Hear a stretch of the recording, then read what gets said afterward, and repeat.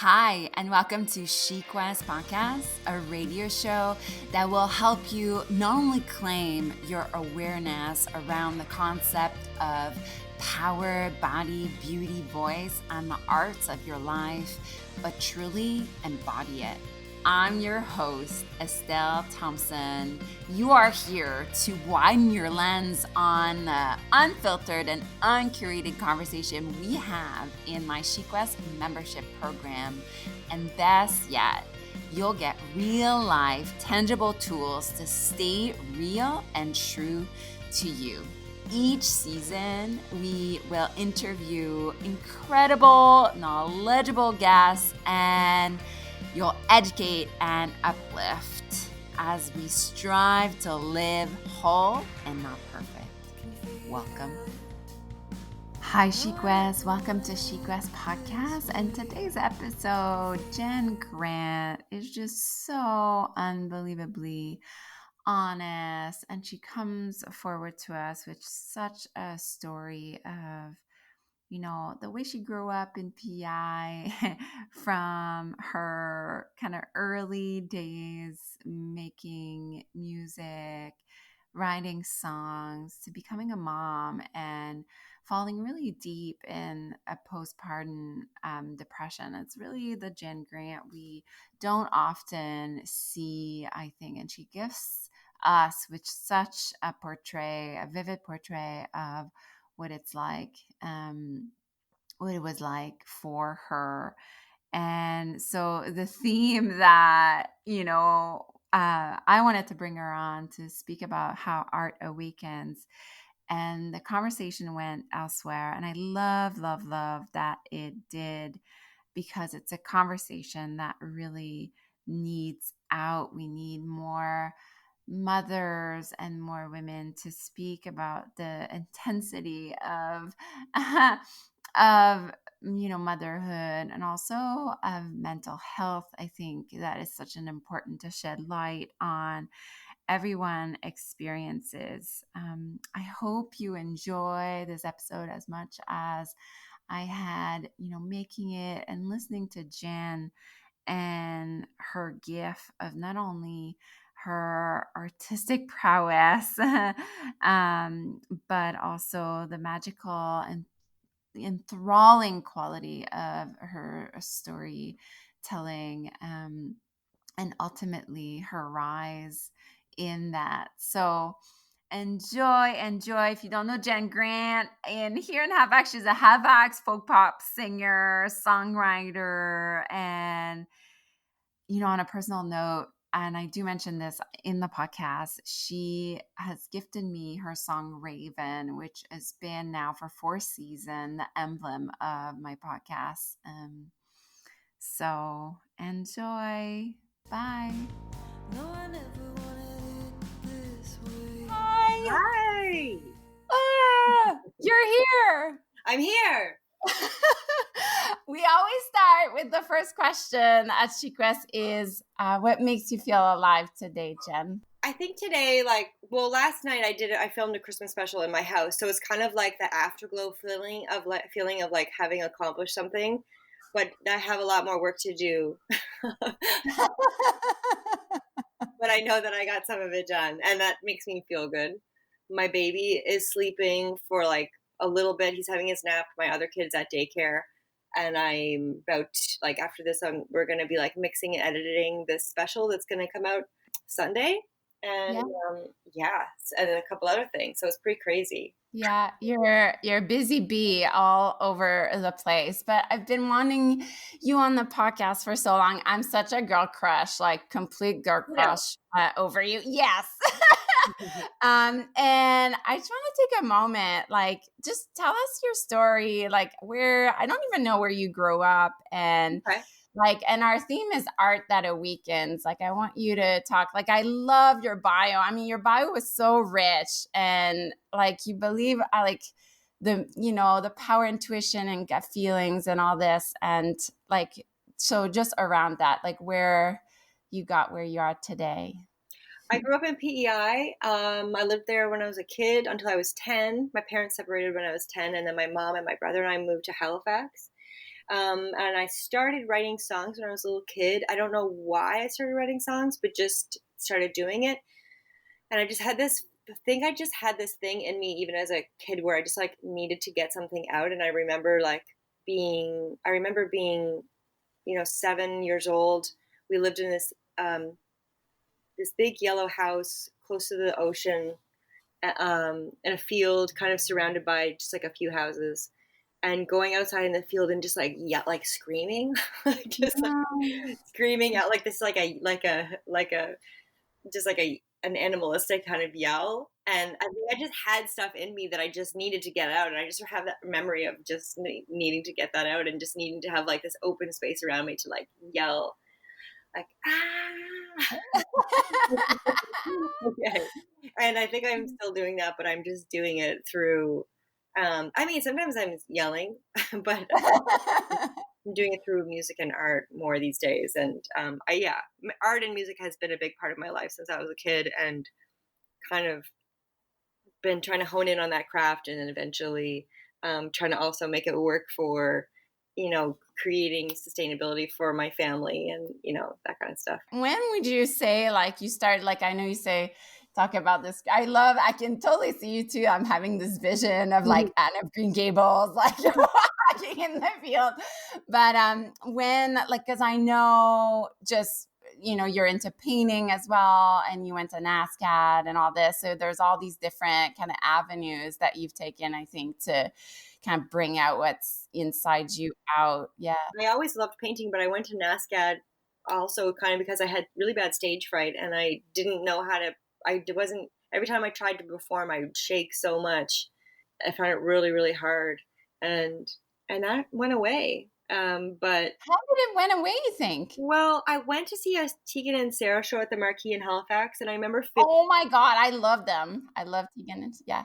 And you know what, Jen? I think I saw you play. Did you ever play Victoria, BC, like 9 years ago? Yes. Yes. Oh my God.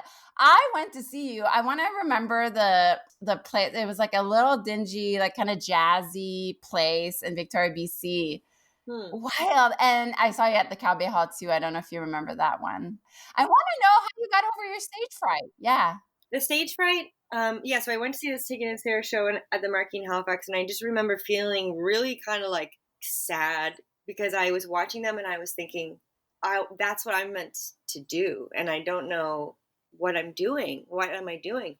And there was this little tiny club in Halifax on a corner of Agricola and West Street, One World Cafe, and I think before that it was called Salvation. So this was like early days in 2004, maybe 2003, and I went in there and I met the owner, and I booked a show to play at the end of January, and I think this was like mid-December that I had watched Tegan and Sarah, and I called my brother cousins because they were kind of like brothers, Andrew and Rob. I asked them if they would play with me, and we all had stage fright together, so we did this thing together. And it's funny because I was thinking about this the other day, but we booked the show, and they played guitar, and I sang because my fingers were kind of shaky. I booked the show, but I wouldn't let anybody go to the show. Like I think I let a couple of people go, and other people like friends and stuff from high school and whatever, they wanted to go, and I said no. I think I said yes to like 4 or 5 people. But then working at this place was Tyler Messick, who's a great singer-songwriter from here, and Pamela Underwater, another great musician, and a couple other people, like Al Tuck was there maybe. Like there was like people who were kind of like heavy hitters in the scene, and who I had never even met, who were just hanging out there. And then so I just remember them being there and like kind of paying attention to me, and just feeling, because as soon as I got on stage, actually I felt like this confidence, and it kind of never left. I don't know why. I guess it was the support. I think, you know what it was because I knew that my cousins were feeling nervous. It's like the caretaker element or something like that. It just took over. Like I wanted to make sure that they felt good. So I just kind of was like, I feel good, and that's how my career started, I guess. how incredible that all those people were there that night. Yeah, it was strange. And now you know them just from the community, I Yeah, guess, the music yeah. community. Yeah. Yeah. Yeah, sometimes I have dreams about Tyler Messick. Like, I have these weird, like, dreams about like swimming with Tyler Messick, like not in a romantic way, but like these really vivid dreams. And then I think Yeah. he has a song called "What Does It Mean If We Meet in Dreams." I don't know if that has to do with that, but I think it does. But I'm not sure. Why do you think it's important for you to make art? And I'm also curious because you're so entrenched in babies and motherhood right now in this season that I'm talking to you. Do you think motherhood has helped you thrive in creativity, or have you seen the difference? Yeah. Like I was saying about wanting to, like, I want to nourish my children in every way. So I want to like, I feel like nourishing my art and creativity gives them nourishment, like in all of Mm. the ways. And I like the idea of bringing them up through this experience and letting them experience me following my passion, and which is something my mother instilled in me. And so I think that it's given me kind of a new sense of a purpose where it's I mean, I've always kind of followed the artistic path because I think that it gives something to other people, while I know it gives something to me as well. But like giving to others has always really given me a big boost. Mhm. And now I feel like I'm looking at it more strategically, like I'm doing this as well for my family, if that makes sense. Mhm. It does make sense. And your partner is a musician as well. He's a musician. He's a record producer. He is a jack of all trades. He has helped me with. He's really like led the ship in a lot of ways for me with like lots of different like making videos. We make music videos together. He's done tons of graphic design. I'm just like starting this time at home has really given me an opportunity to become a little more self-sufficient with like tools that he's always kind of been in charge of, but like I'm really getting into editing, and I've got some recording gear that I'm got gonna he's gonna mentor me on how to just there's always little things that have to get done, like somebody needs you to get on the radio and sing a song, or da da da, and I don't want him to be in charge of all that stuff. Like I really crave independence as well, and he's Yeah. just so gifted and talented and smart and fast at things that it's been really the go-to for Danny to do a lot of the stuff where I don't actually like that feeling. So I'm trying Mm.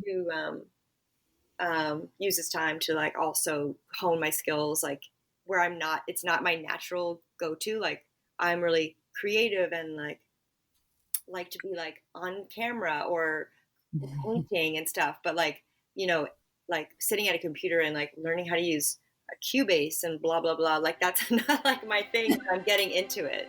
For those of you who know me, know that I am obsessed with flowers, but also essential oils. I was flipping out, so excited when I came aware of Lightwater Essential Oil Blend Company right here in Dartmouth, Nova Scotia. The bottle is so pretty, and there's so many ways to use each blend. From the energetics of chakra work, meditation, or daily uses in headache relief, deeper sleep support, or to tap into a creative space. There's so much to explore and a blend for everyone. My current faves are the Create and Power Blend, but my house will definitely smell of winter woods during the holidays. Lightwater is offering the Chic West community a whopping 20% discount on all regular priced items. Go to Instagram or the website lightwatereo.ca, that's lightwatereo.ca, and use SHE at checkout for a 20% discount.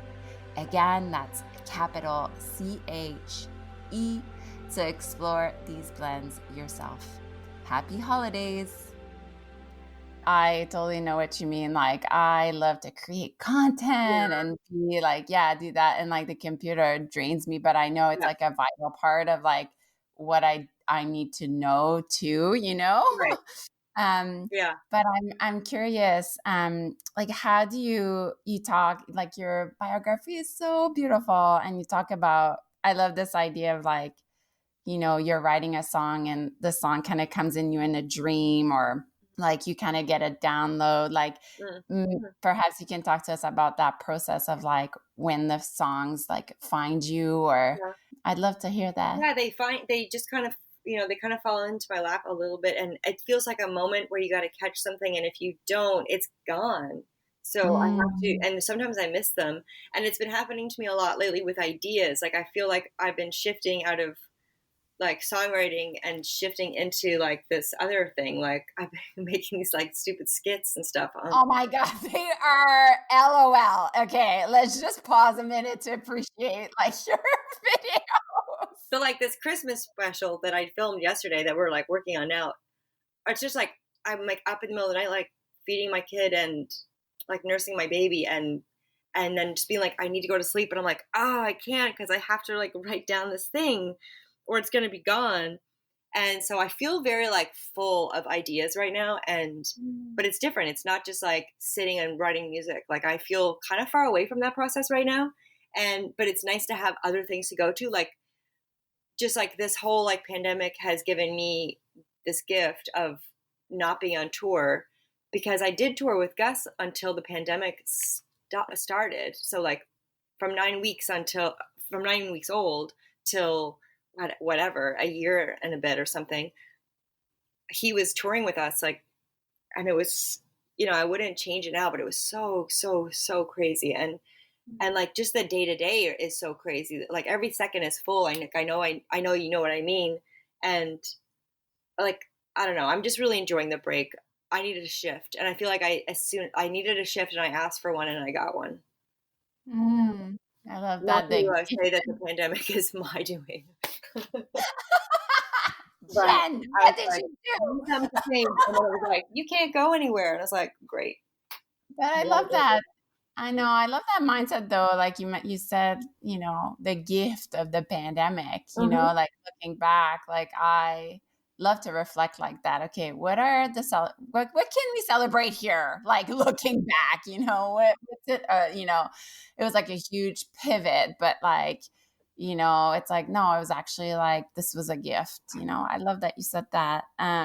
But like, tell us a story. Like, let's say like Raven, that song that I love so much, or like one of my favorites of yours is In Your Dreams, or I love the Lion one. What's the Lion one? Is so good. I play it in my yoga classes all the time.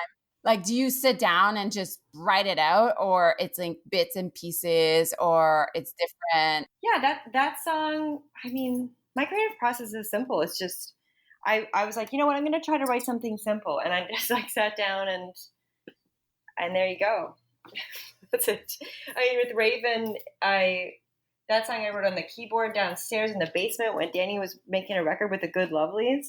And I just remember like there was a microphone set up with reverb, and I was like, oh, I love singing with reverb. And then the song just kind of came out, and it was just like the beat drove the writing of that song. And whereas Lying With Me, I wrote on an acoustic guitar, was just kind of like this love song to where we live in Lake Echo, and to my partner, and just kind of about like finding the beauty in the daily struggle that we were experiencing, which is not a huge struggle, but just literally trying to get out of the driveway because there's so much snow, and loading the van full of gear and driving to the airport and flying somewhere and being exhausted and putting on a show and blah, blah, blah. And all the like boring details of like what it is to really actually be a musician on the road, being like, I would rather do this with you than not. Like, do you practice every day? Like, I just get Lord, so no. inspired. No, no. I hate practicing. Yeah. So it's like seasons of your life Like, more. yes. When the guys are like, we need to practice. And I'm like, yeah, we need to practice because we have a show, so we better practice. And I'm just like, Yeah. I don't want to practice. I want to just play in front of people and write and record. And I try to make the best out of rehearsing. How you talked about a bit about the pandemic and how you kind of had to pivot there, but do you feel like it's easy for you to embrace kind of the changes in your life? Yeah.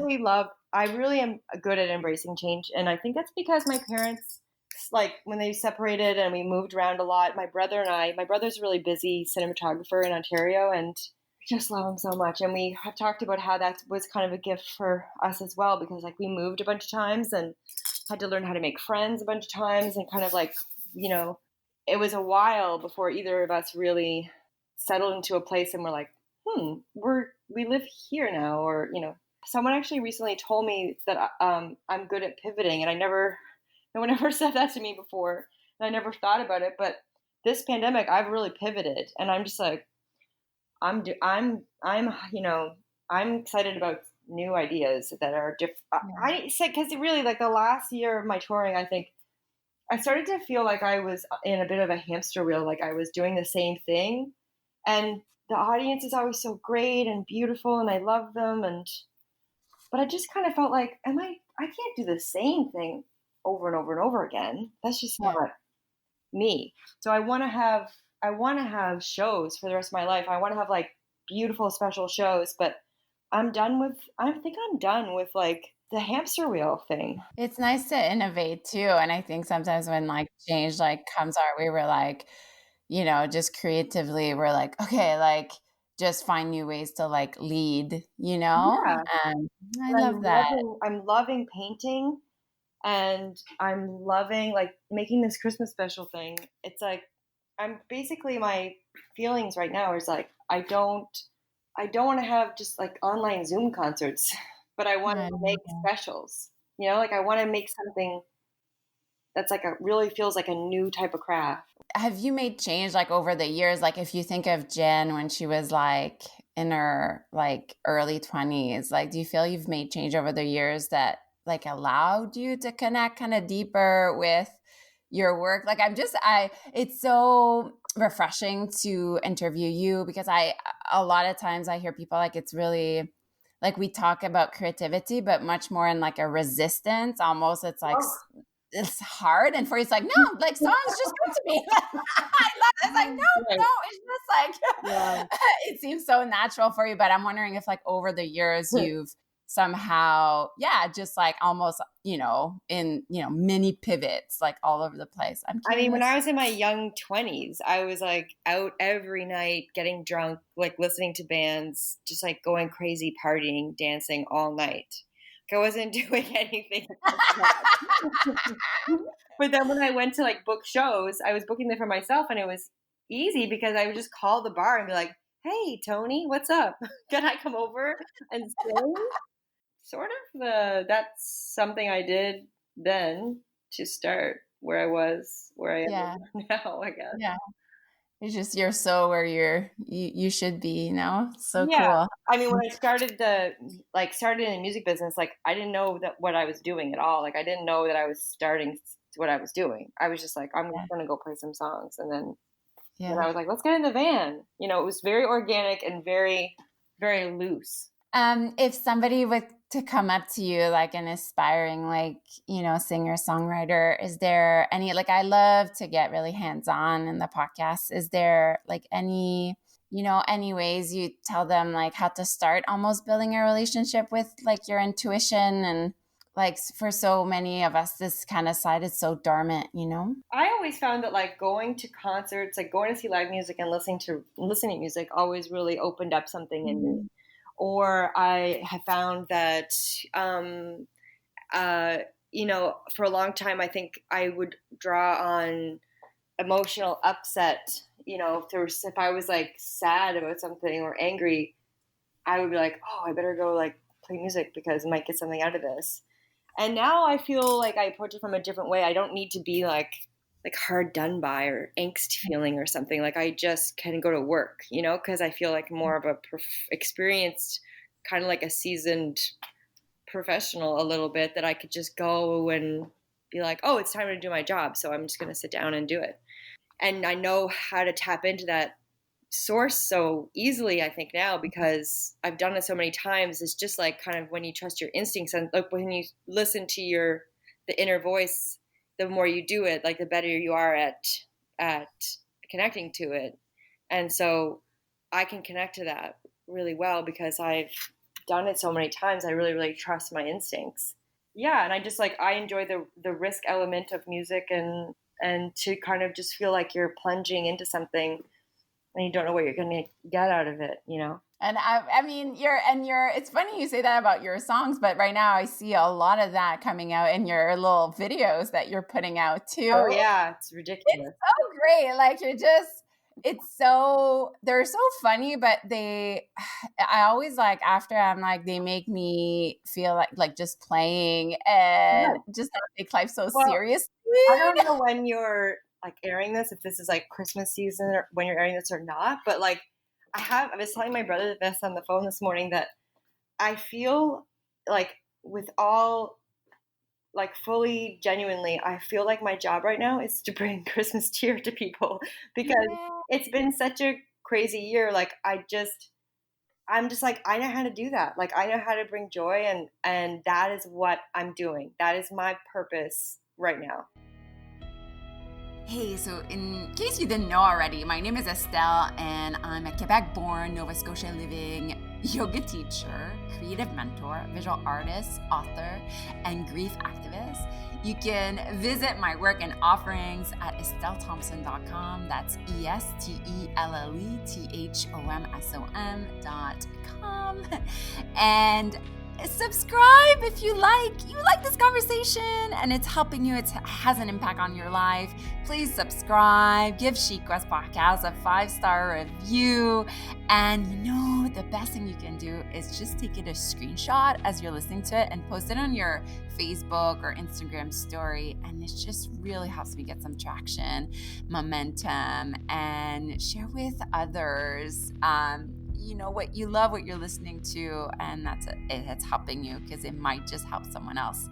Thanks so much. Bye. Merci. Mwah.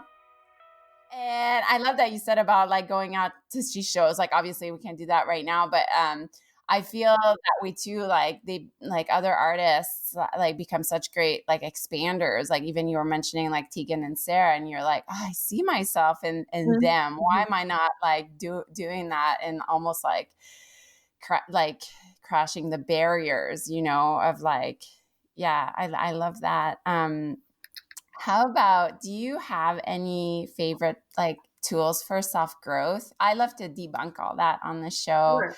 Is there, yeah, anything? Do you like journal at all, or do you like anything? Like, yeah, I know you're in like a season. Your babies are really small and everything, but yeah, I have journaled. Like I went through a really, really massive postpartum depression and anxiety when my first son was born. It was I don't know if you knew that or not. Did you know? no, Yeah, it was I've only sort of barely touched on it publicly, but it was very, very, very intense. Like I did IVF and I was really positive through the whole thing. I've been really fortunate my whole life as well that I've always had really, really steady mental health and felt quite grounded and really been able to use tools like yoga and meditation and art and music to get me through like hard times and to also like always like be able to create something beautiful with meaning out of my hard times. yeah, And then I got to this place like 10 days after my baby was born that my hormones crashed so hard that like I thought I was having a stroke. I called an ambulance. I had like 6 panic attacks. I was like so dizzy. I couldn't walk. Like I lost a ton of weight. I couldn't eat. Like I couldn't watch TV because I couldn't look at lights. Like I was scared of everything. It was the hardest time of my whole life. And while I was experiencing that, I was like getting photos done for my album cover, promoting a new record, and touring. And it was unbelievably fucking devastating. And finally, I got help. I tried to get help a few different times, but no one would help me because they thought I was like literally, they were like, "You're Jenn Grant. You don't have anxiety." And I feel like it was like borderline postpartum psychosis. Like it was really, really bad. Like I thought I was going to be institutionalized. I like told my baby that I didn't want him to feel upset. Like that I might get like I basically was like said goodbye to my baby at one point because I just didn't know what was going to happen to me. Like it was so incredibly brutal, and it was like the worst season of life, like in every sense of the word. It was Gus was born December 11th, and our whole property was covered with ice. I couldn't get anywhere, and I couldn't get anywhere. finally, like I went to like my osteopath who was like, you don't need anything. You're good. Like read this like What? bullshit fucking book I'm going to give you at night if you start to feel stress. And like I had full on insomnia for 4 months, and I was like trying to read these like things to be like read myself out of this postpartum hole I was in, which like you can't do. No. And so I started taking sertraline, an anti-anxiety, antidepressant, after going through this for 4 months. And I was on tour and everything, and I knew that I had to start taking something. Like I was really, really fighting it because I've been such a pro. Not that I haven't been like pro medication for other people, but like I was. I've always been able to handle myself with the other tools, you know, Yeah. and but I was going on tour, you know, and I couldn't do it. I was so scared. And finally my IVF doctor like helped me and like got me a prescription, like not enough of a prescription, but like he's not that type of doctor, but like my family doctor wouldn't help me, like because he was like, I've known you since you were 10. You just played a show with the symphony. And yeah, I did play a show with the symphony. I don't know, like I somehow did that. Like my first show back, it was like the last show I did one show when I was really pregnant in August, and then the next show was with the symphony. You want me to go in front of a fucking symphony and I'm like gonna die, and I have this like 3-month-old baby, but I did, and everyone was like, "Great show." But anyway, so my point was this: no one would help me, and finally, my IVF doctor, because his wife is a doctor, like they kind Yeah. of helped me, and my cousin-in-law, she's amazing. She works in mental health at the IWK. Yeah. She got me in touch with a psychiatrist at the IWK, and so and like kind of got me there, and it was like this patchwork quilt of help that I fabricated for myself. And Yeah. you know, Danny was as supportive as he could be, but he's used to me being really strong and really, really resilient, and I am. And something that someone told me during that time, which I thought was really beautiful, was you know, in like these hardest times when when you are broken and cracked open, you are the strongest, which I thought was really meaningful and poignant. And so I was really strong. I was so strong. I was so broken. And and then finally, like I got on like the right dose of the medication, and I just stayed on it because I was like, because then I got pregnant again, and it's safe for pregnancy. And I was like, well, my plan was to go off of it after I felt good, because I felt good after 6 months of being on it. But then I got pregnant again, and I was like, okay, that can't happen to me ever again. And you know, so I still take that, and I have zero side effects, and I feel like myself.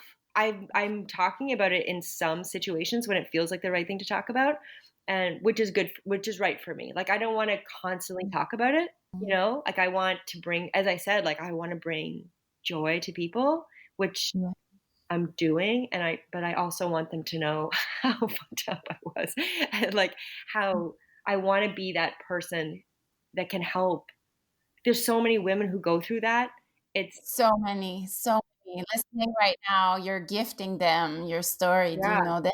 like I know that my experience was very, very intense, like very, it was incredible. And I'm glad that I had that experience, because my empathy understanding now of mental illness is vast, and I can be that person for other Mm. people, because I'm still strong. Yeah. But Jesus Christ. But also, My like the whole time. gorgeous son. Like basically, yeah, my gorgeous, gorgeous son, and I'm lucky because it didn't affect my relationship with my son, because I know that for a lot of women, it can also really, really affect your relationship, which is also nothing to be ashamed about, and is not their fault. But I'm very lucky that I just had my beautiful baby with me the whole time, and like I always just felt so madly in love with him, like the whole time. You know, the before he was born, like for years and years before he was born. And then I got pregnant again as a surprise. So anyway, your question, you know, my answer is to be an advocate for your own health in whatever way that you need to do. And sometimes that's really challenging, especially when you're falling apart and you need other people to help you. So, like, accepting help. This time when I had my baby, my brother, obviously I couldn't have anybody around because it was COVID. And that was also kind of good because I sometimes get really overwhelmed with like feeling like I have to host people. But my my brother and his wife Tessa, my sister bear, she they gifted me with, and her parents who I love, they gifted me with the gift of a postpartum doula who is Wanda Cox, and she's been such an incredible. She came over. I called her one night. She taught me she did our prenatal class with Danny. That's how Danny and I met her, and we loved her. And then when I had a panic attack on Christmas night, and it was the first one, I didn't know what was happening. I thought I was going to die. I thought I was having a seizure, or I thought I was having a stroke. And so I was texting like Amy Milan. We decided to call Wanda, and Wanda came over and she stayed all night, and they gifted me with 40 hours with postpartum doula. So she was around for me. So I knew that I was going to have that support because I don't have any family in Nova Scotia. I don't have my mother in this world. And so I needed some kind of like support set up like that. And that was a really, really good gift. Every time I started to feel overwhelmed or feel like, oh my God, like what if this like awful thing like happens again with my hormones, I knew that I had her, that she was going to be around if I needed that. I knew that I knew what medications I could take if I was going to panic or something. And like I had my systems in place. I had everything in place, and I was lucky, and I was like very healthy. It was so much different. It was the opposite experience the second time. Wow. But one thing that Wanda did when she came over to help me in the middle of the night, she said she never reacted to somebody she never saw someone react so intensely to water before. Like I was told I wasn't allowed to have a bath because I had a C-section. I had like an emergency C-section with my first son, which was really fucking terrible and beautiful.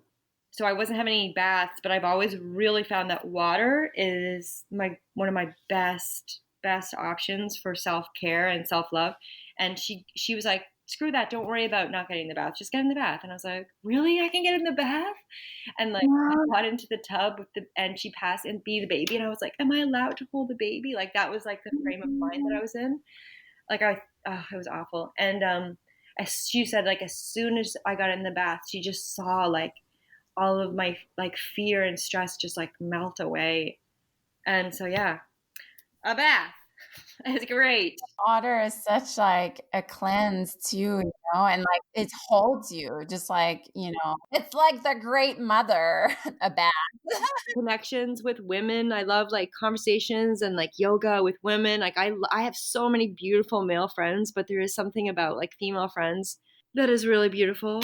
It's just like I feel like conversations, like calling somebody on the phone. I get really sick feeling if I'm on my cell phone too much, and it's unfortunate with my job and work and with your work. Like it's sort of it's a necessity, and it's like the necessary evil, but which I also had like a huge issue with my first record, and because I was going through all that stuff at the same time. It messed me up. But now I have a health, like I had to withdraw from social media like 100%, like while releasing a record, and everything was just, I hated it. And like I had to unfollow all of my friends and just like try to still have things come out online while I was like just couldn't deal with that presence in my life. And like so I basically like I retreated as much as I could and like kind of dealt with it all, and then kind of creeped back, and now I use it as like a healthiest tool as can be. And also like making it my own, like kind of using it as a tool to like bring joy to people, like so I don't feel like I'm always just like sell like it's not what I crave, like that doesn't fill me up in any way. But like if I can instead promote my work via some ridiculousness and stuff on the internet, then great. Like that works for me. And like first of all, like just thank you for gifting us with like your story. I just could hear you speak all day. And I think those important, like those conversations are so important to have, because so many women do suffer. That is not necessary. You do not need to suffer. And Yeah. that's such an important message. You don't deserve to suffer. So like, Yeah. take the help, get help. Get help. And like on a personal level, like you were speaking, and one thing that struck a chord for me, like personally, because like I'm like joy and sparkles and magic unicorns, blah, blah, blah. And people are like, how do you like, how are you so like so excited about life all the time? And part of me is like, I wish they knew how you can only be as cheery and light as you can be the other way too. Know the other side, Yeah. And I really see that in you too. I just love you so much. But does it, because we're not like you just kept repeating the word intense, that was so intense. And like I want my life to be intense both, both ways, Yeah. I cherish you so much. One last thing before we go into a bit of rapid fire, but is there one thing like you mentioned taking a bath for sure, like to ground yourself, but is there any other tools you can? Food and water, honestly. It's like gorgeous food, like cooking a meal, sharing a meal and a conversation, lighting a candle, connecting to your body. I do Reiki. I studied a bit of Qigong, getting outside and just like being with the intelligence of nature and connecting to like those sources and grounding to the earth, like sharing and like sending, like I send Reiki to people all the time. Just like Yeah. giving love where you can, and painting to me feels like yoga for my brain, um and just like reveling in the absolute beauty of my children. All right. Are you ready? I have little quick fire Right. questions. Yeah, you're good. You're good. Oh yeah, sure. Who knows? Favorite mantra. It will be okay. Ooh. Favorite flower. Wild. Favorite book you've read about the creative path. The Artist's Way. Ooh. Favorite show on Netflix. The new girl.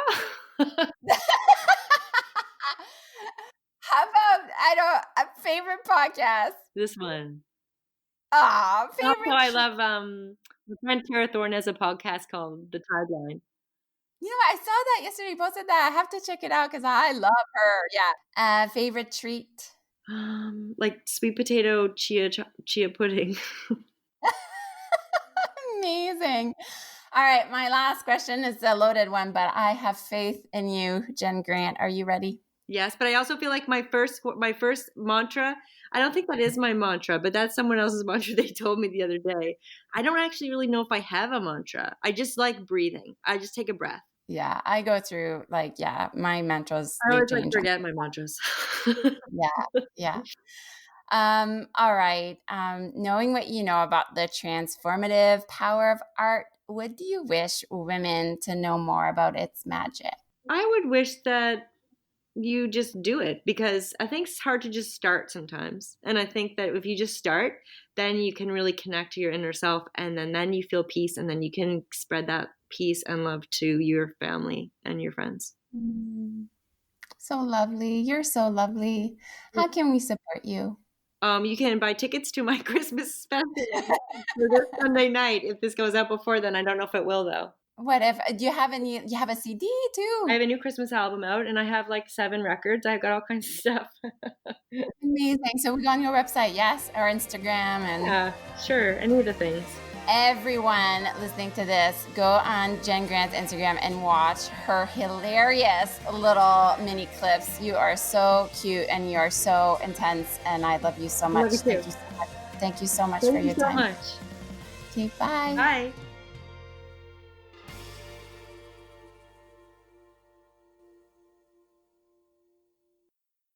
This podcast was produced by Tosh Taylor of the Podcast Hub Productions. Find her online at podcasthub.ca.